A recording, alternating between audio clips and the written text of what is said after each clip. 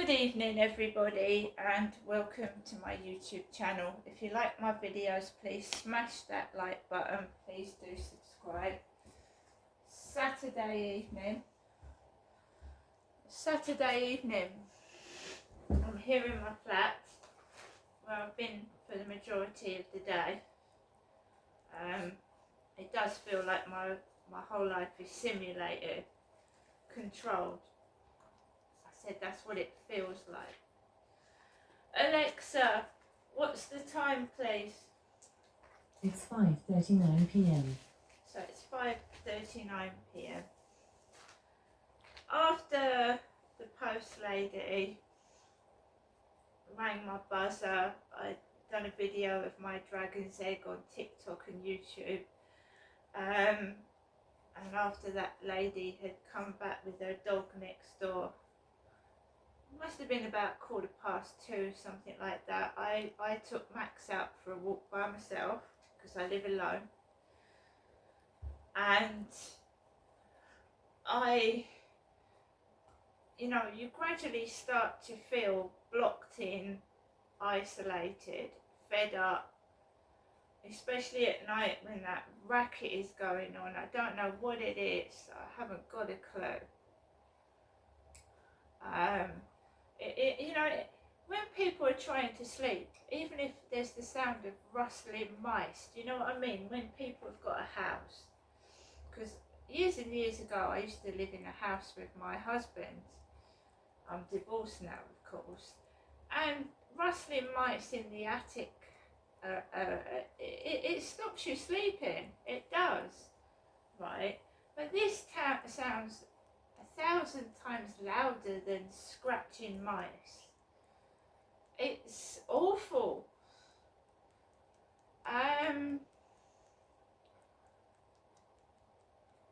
When I had my son down, what was it, about the 20th of March, you can't hear anything. They can't hear anything because staying with me for a couple of hours, there's not really, they don't know what goes on. To really know what goes on, you've got to live here about a month, right? And then you would realise how bad the lack of soundproofing is, how bad it is. When I first moved in, there was other cases of people that were having problems as well. I don't know if there is anybody else now, but there is a significant soundproofing problem in this building. If I put music on, right, and not at an exceptionally loud level, we're talking about half volume, you can hear it downstairs. So someone walking into the building could hear it. And you shouldn't be able to, should you?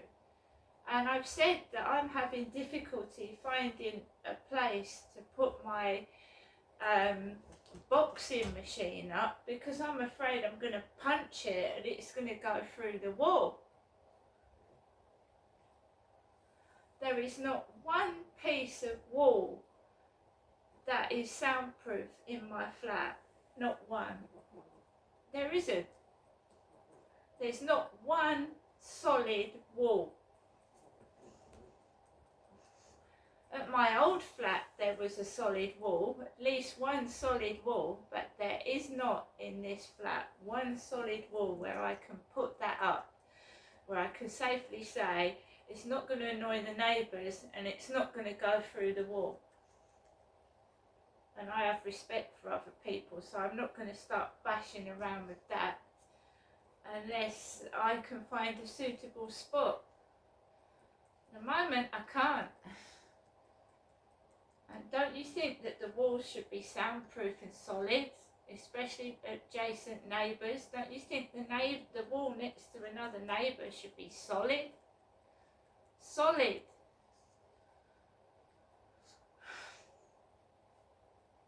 It's alright Hyde Housing saying this and that and the other, but they've got a duty for this place to be safe and other neighbours shouldn't be able to hear you.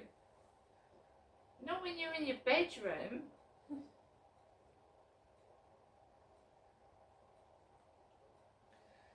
So I went out with Max and I just feel awful. I can't help it. Yes, my mum had sent me some money, but I'm not going to walk into the co-op. I'm going to go into the co-op when I want to, not when anybody else decides. So I thought, no, don't go into the co-op this afternoon. I don't want to buy a load of sweets and shit either. So I walked around the block. I didn't go onto the field. It's getting warmer, it's getting lighter, there's more people out, there's more people about later, people are sitting outside. I don't blame them. It gets hot and sticky indoors, so you know, that's to be expected. So I walked about. There was a lot of families taking their kids out on tricycles. It's very, very busy, but I just walked slowly. Max is tiny, and we just walked around at our own pace, in no rush at all. There was a boat on the water, a really nice boat, and I just carried on walking and kept myself to myself. And I was wearing a coat and I was wearing a hat because it's very windy out there. It is warm, but it's still chilly, if you know what I mean. There's still a breeze by the water. I just took it slowly and I came in when I wanted to come indoors. I didn't feel rushed indoors. I just carried on walking at my own pace and walk where I wanted to. I could see the field was busy and I just didn't really want to go on there either anyway. So I came into my flat and I made myself an egg sandwich. I'd already had lunch. I'd made my lunch and I snacked on these instead of sweets. These sweet chili rice crackers. And they're quite tasty. There's 107 kilocalories per quarter of a pack. So not too bad, and you don't want to eat a load of them because they're very, very strong. They're hot. So I'm eating responsibly, I'm eating carefully, I'm not stuffing myself, and I'm trying to exercise. I walk 3 times a day. I do my exercise in the morning and in the evening. So we should notice hopefully some weight coming off. I came home, like I said, I had my snack, had another cup of coffee, and I put the television on. I wanted to catch up with the news, and I then sat down and I started writing my diary up as well, which I'm still doing, by the way, and I came across this sad case of Karen Price on YouTube, and Miss Nobody, she was called, Miss Nobody. It's a case in Wales where this teenager who was living in a care home went missing, and the care home didn't bother about it, didn't report it or anything, so nobody knew she'd actually been murdered.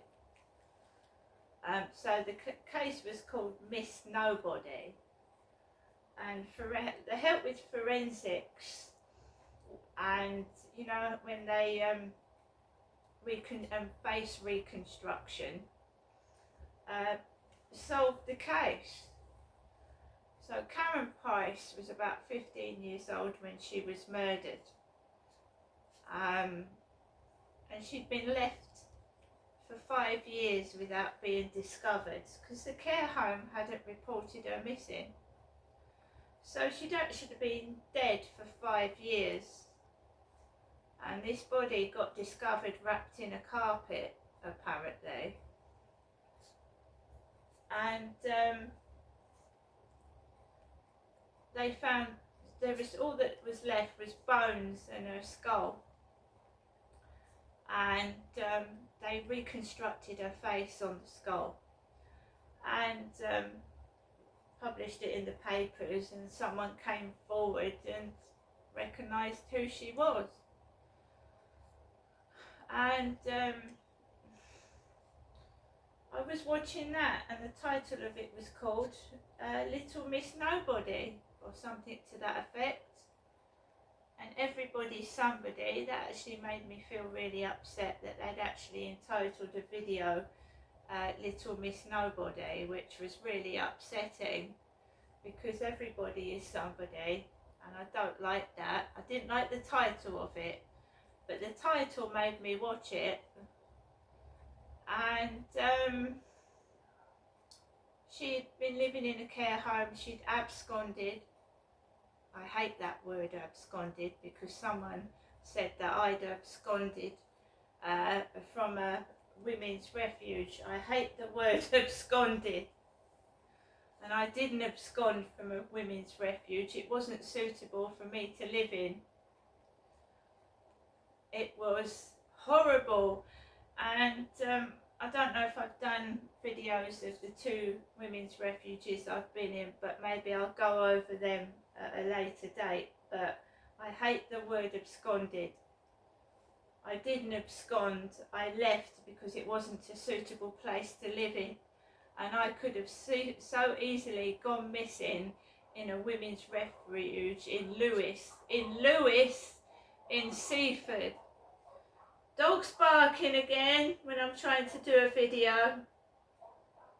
Let's let them bark. Hark, hark, the dogs do bark. So I was pushed off to a women's refuge in Seaford, which is in Lewes. And I could have easily gone missing, but I came back to Chatham because the refuge wasn't suitable for me to live in. It was terrible, an awful experience, and I will go through both women's refuges experiences. So, Karen Price, Little Miss Nobody, apparently, was discovered after 5 years. This is how perpetrators get away with it, you see. They pick on victims they don't think anyone cares about and couldn't give a fuck about. And in the case of Karen Price, they didn't care about her, did they? So I watched that, and the face of Karen Price reminded me of my sister Amanda. My sister Amanda. And Amanda liked New Kids on the Block.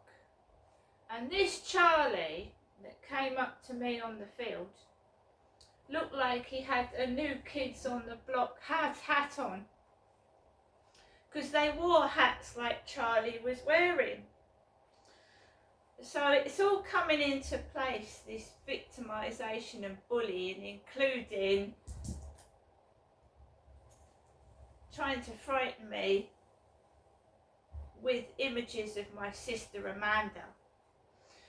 So now we know why Charlie is wearing this funny leather effect New Kids on the Block hat and coming up to me on the field. Because Amanda was a big fan of New Kids on the Block in 1990. Alexa, who are New Kids on the Block? New Kids on the Block is an American boy band from Dorchester, Massachusetts. The band consists of brothers Jonathan and Jordan Knight, Joey McIntyre, Donnie Wahlberg, and Danny Wood. Alexa, when did New Kids on the Block come to the UK? There aren't any New Kids on the Block Day British informal holiday instances. I'm sure my sister has went to a New Kids on the Block concert. So moving on to Amanda, my sister, who died. I've actually found out the exact date. My sister Amanda died on the 8th of March 2011. Right? And it's very uncanny, all of this. Very, very uncanny. Amanda was on an episode of Motormouth in 1990. My sister appeared on the television in an episode of Motormouth. Now you know it's all coming out about Jimmy Savile, Rolf Harris and other TV presenters being paedophiles, and Rolf Harris was in prison. He was a paedophile and he was friends with Jimmy Savile, Rolf Harris was. Well, my sister was 15 years old. She was born in 1975. She was 15 years old when she must have written to Motormouth magazine, which was based in Motormouth TV series, which was based in Maidstone, Kent. And she appeared on television when she was 15 years old. And the episode she appeared on was Series 2, 26 in 1990 with Rolf Harris was in the episode Amanda was on. Rolf Harris. My sister was 15. And I've just gone through all of YouTube, putting episodes of Motormouth, looking it up. Can't find the one my sister was in. On the website IDMB, she is listed on there. She's not on Wikipedia, because some people that have just been on TV are on Wikipedia. My sister is not on Wikipedia, but she did appear on the TV in 1990 in an episode of Motormouth where Rolf Harris was on. Rolf Harris. Apparently my mum was, there was a brief appearance from my mother, or they filmed in Victoria Road. Motormouth came to Victoria Road and filmed my sister and my mum in the house. I was living up in Gloucestershire in 1990. I'd been married for 3 years and I was working for the civil service. So I didn't appear on it. My sister and my mum did, and my mum had all her makeup on. She had thick makeup on and like a beehive hairstyle, all done up in a beehive. And at that time my mother wore dresses. She didn't wear old men's jeans, so she looked reasonably well dressed. So my sister appeared on Motormouth. When I typed my sister's name in, I also came across some photographs of my sister in a mobility scooter and how bad she looked, how thin and ill my sister looked. So I found some photographs that I'd never seen before of my sister, and I can't find the episode of Motormouth my sister's in, but I'm sure I'll come across it somehow. And she was 15 years old when she starred in that, and yeah, Rolf Harris was in it.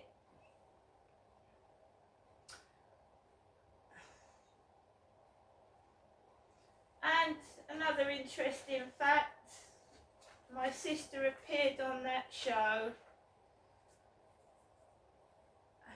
on March the 10th, 1990. My sister died on the 8th of March, 2011.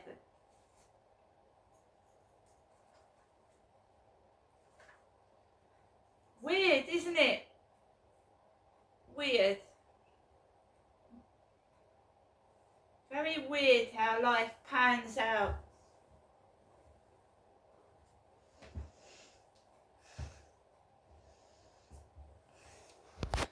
But we're only just realising the extent of these paedophiles in BBC television, and in some cases ITV as well. And Rolf Harris was a paedophile. He died in disgrace. And my sister was in an episode of Motormouth, which he was appearing in as well.